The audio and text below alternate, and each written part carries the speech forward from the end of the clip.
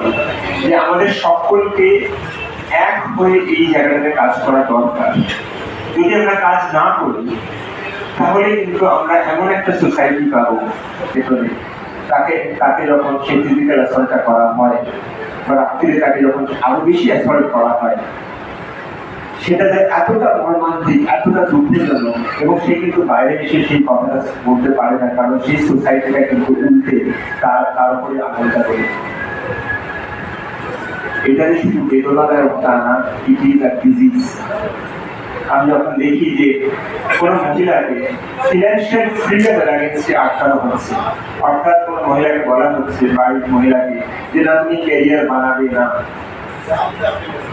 ঠিক আছে, হয়তো একটা সময় অব্দি ক্যারিয়ার বানাতে হয়তো অনেক সময় অনেক অসুবিধা হয়, বাট সে যদি চায় সে বাড়ি থেকেও বসে অনেক বিজনেস করতে পারে, বাড়ি থেকে বসে তার মানে কি? তার মানে হচ্ছে সেই পুরুষ মানুষটি চায় না যে সেই মহিলাটির হাতে ফিনান্সিয়াল স্ট্রেংথ আসুক বা সেই মহিলাটির হাতে টাকা পয়সা থাকুক।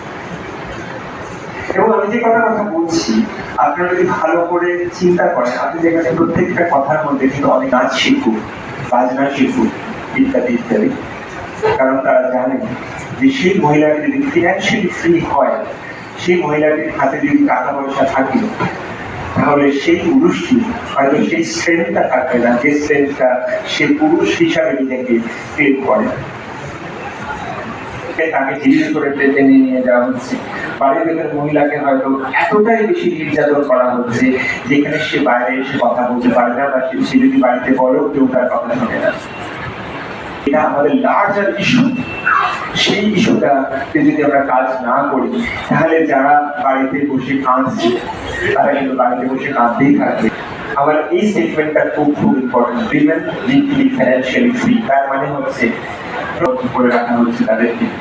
এবং এই যে সিচুয়েশনটা এতটাই গ্রেভ, এতটাই দুঃখজনক যে আমাদের চেষ্টা করা উচিত যে আমরা সকলে যাতে আপনাদের যে লোকালিটি, সেই লোকালিটিতে কাজ করে আমরা সেটাকে ইমপ্রুভ করতে পারি।